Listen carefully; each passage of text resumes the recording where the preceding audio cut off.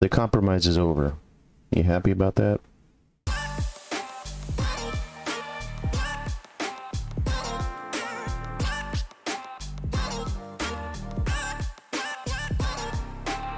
I remember back in the 90s, there was a phrase, safe, legal, and rare, regarding abortion. Remember that? We can support a woman's right to choose that makes abortion safe, legal, and rare.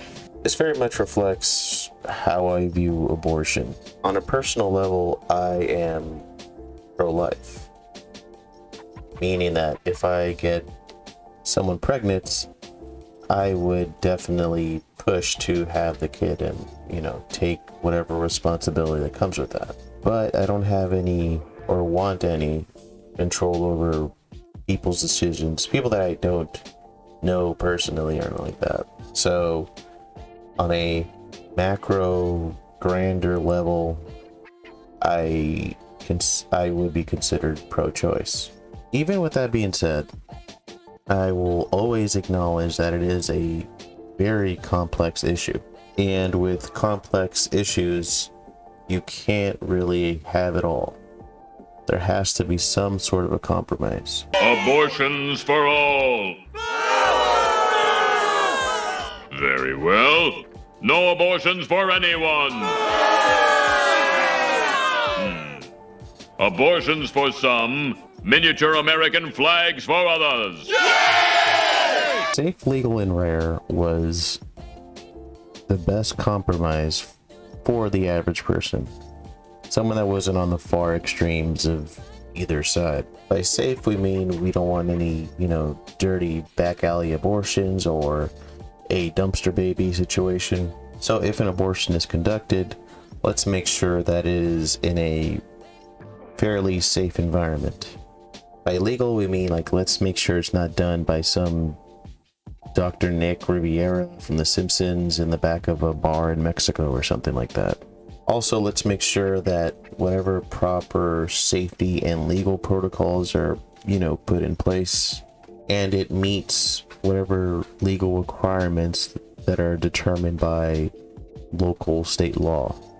And lastly, by rare, we mean let's not make this become such a regular thing, because it could lead to a mass effect on people to the point where it will make them grow jaded at the concept of procreation.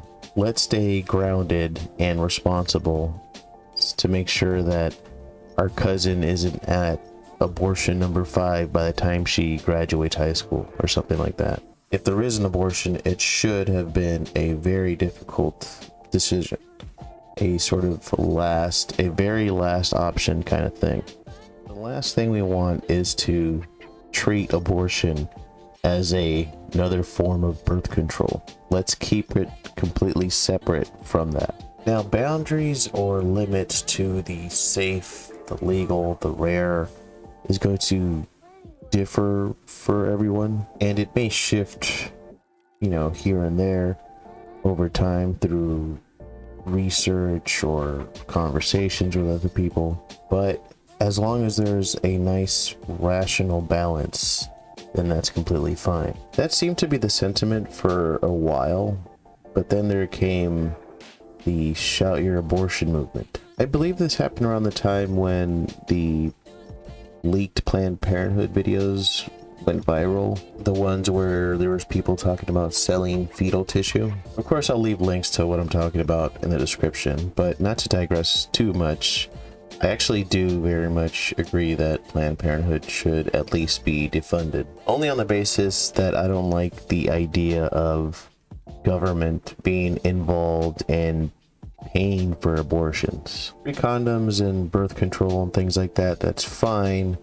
But abortion is where you kind of lose me. To be consistent, this is actually kind of why I'm not the biggest fan of capital punishment. Mainly on the basis of again, the idea of the government being involved with death like that just doesn't sit right with me. Plus, the whole history of Planned Parenthood with, Margaret Sanger is problematic to say the least. But I digress. Let's get back to Shout Your Abortion. This movement or organization, whatever you want to call it, was started by a woman named Amelia Bono and Lindy West. And as far as Lindy West is concerned, the less I have to say about her, the better. If anyone's curious, I'll leave a link in the description with the debate she did with Jim Norton, and just to give you an idea as to why I'm not a fan of hers. Anyways, this shift along the pro-choice movement was kind of troubling to me. It felt as though it was a betrayal on that compromise. I'm not reaching here. If you just go to their YouTube channel and just watch any video from them, you kind of see what their intentions are. It's cool because it sort of normalizes abortion, and it makes it something that's not shameful for women, and it makes it something almost that can be empowering and doesn't have to be something that's always like a sad, awful, horrible story. It can be like, I did this and I have a right to an abortion as a woman, and it's cool and it's great. But sure, maybe this is just extreme fringe shit, maybe this won't go mainstream, right? Plenty of people still believe that on some level, if you are a good woman, abortion is a choice which should be accompanied by some level of sadness, shame, or regret. But you know what? I have a good heart, and having an abortion made me happy in a totally unqualified way. Her revelation resonated. A friend of Bono's tweeted a picture of the post to her 60,000 followers and gave it the hashtag #ShoutYourAbortion. In July's issue of Oprah's O magazine, the media mogul highlighted Amelia Bono and her activism for the pro-choice movement with the disturbing hashtag #ShoutYourAbortion. This is a book that was based around a movement. I remember this trending online. I remember the debate that this started. Shout your abortion. Oh shit, it is becoming mainstream. God bless abortions and God bless America!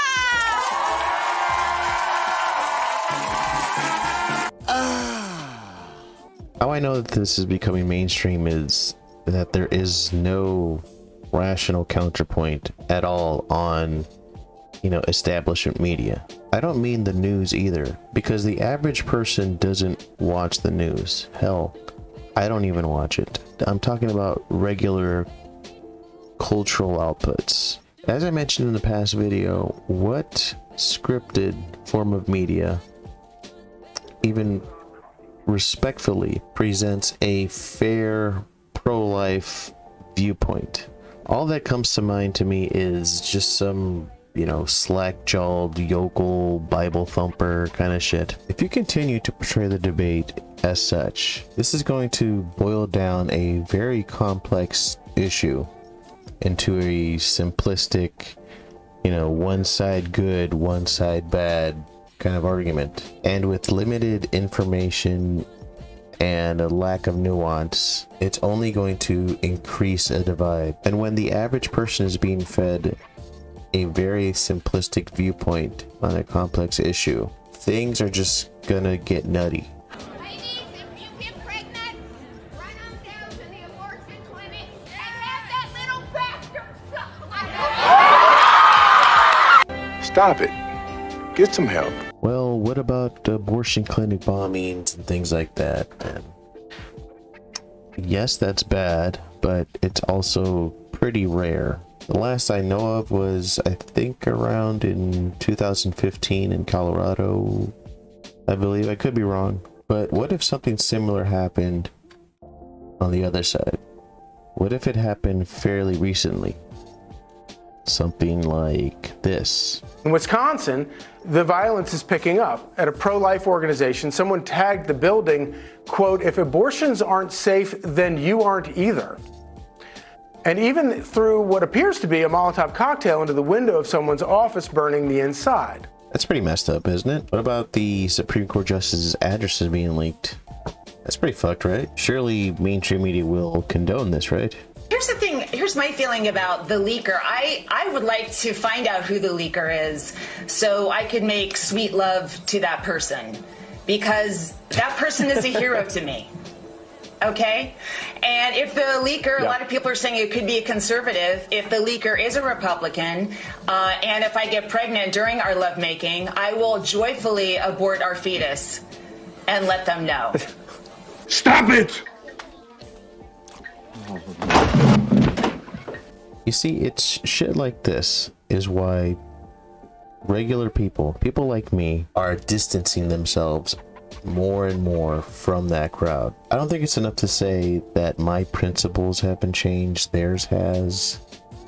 I think it's more accurate to say that as a result of growing more collectivist, this crowd never developed their own set of principles.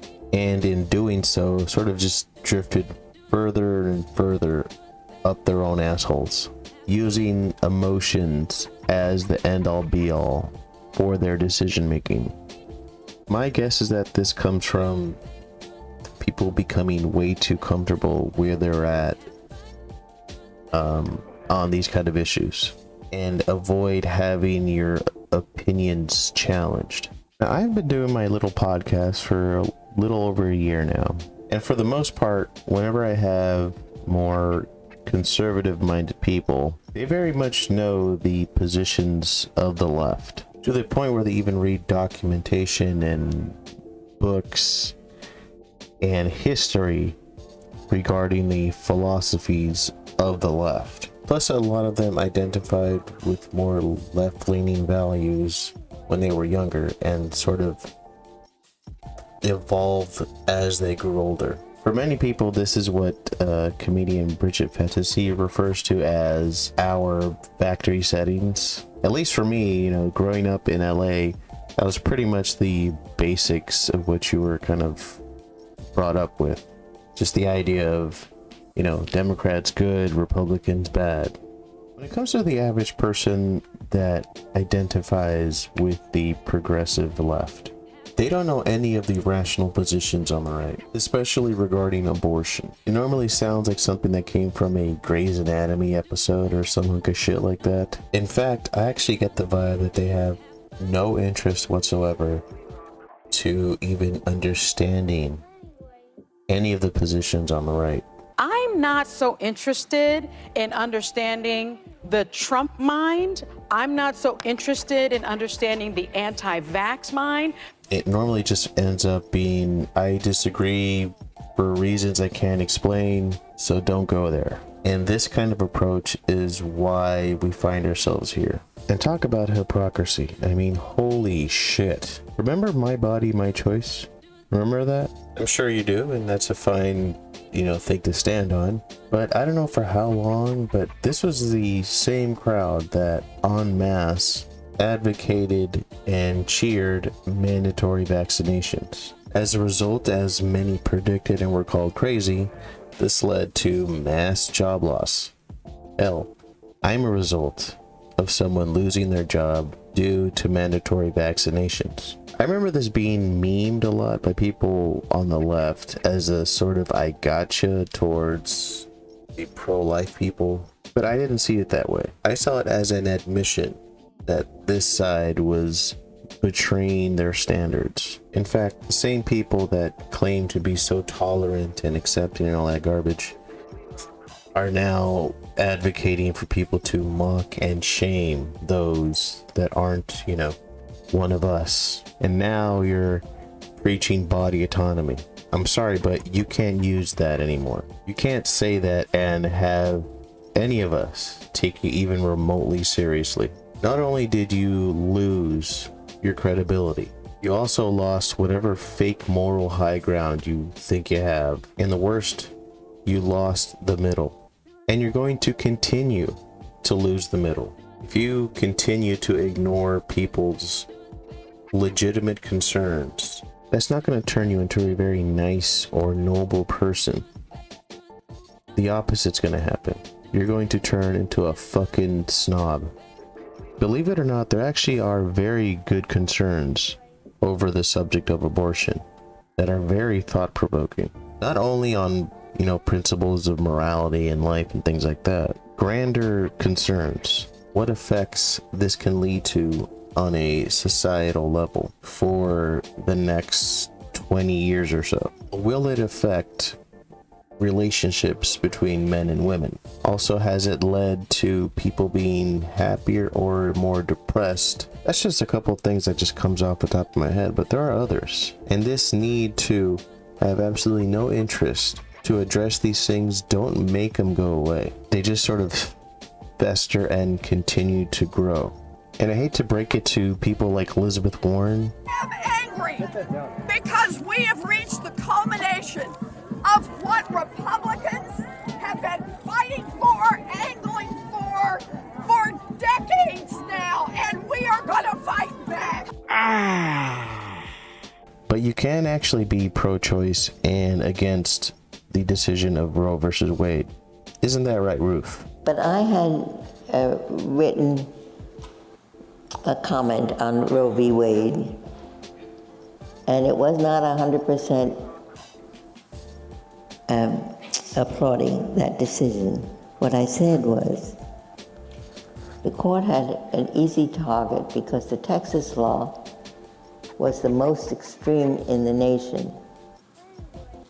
Abortion could be had only if necessary to save the woman's life. Doesn't matter that her health would be ruined, that she was the victim of rape or incest. I thought Roe v. Wade was an easy case, and the Supreme Court could have held that most extreme law unconstitutional and put down its pen. Instead, the court wrote an opinion that made every abortion restriction in the country illegal in one fell swoop. And that was not the way that the court ordinarily operates. You know, it waits till the next case and the next case. Anyway, it was that some women felt that I should have been 100% in favor of Roe v. Wade, and because I wasn't. This isn't about outlawing abortion or enslaving women and forcing women to, I don't know what the hell people think nowadays, or whatever fear-mongering the mainstream is kind of pushing out there. It's only about leaving it to the states. That's why Roe v. Wade has always been a crappy decision. I'll leave a couple links in the description of one of my favorite YouTubers, Matt Christensen, kind of explaining why, in a way, is better than I ever could. You can watch them if you want, or you can ignore them and just become this person. I'm not so interested in understanding the Trump mind.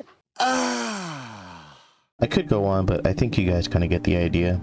I want to keep this video relatively short. So if you enjoyed the video, please like, share, and subscribe. If you'd like to join in on the conversation, you can just add a comment here and there. If you'd like to help support me in what I'm trying to do, click on my link tree and you can find my big cartel store through there. On a side note, I recently joined another podcast alongside Trevor Brown and Jordan Farmar, so be on the lookout for that. And also, I'm still kind of working out the kinks of my music mix show, so hopefully in the future that'll come out. Anyways, that's all I have to say. Thanks for watching. Peace.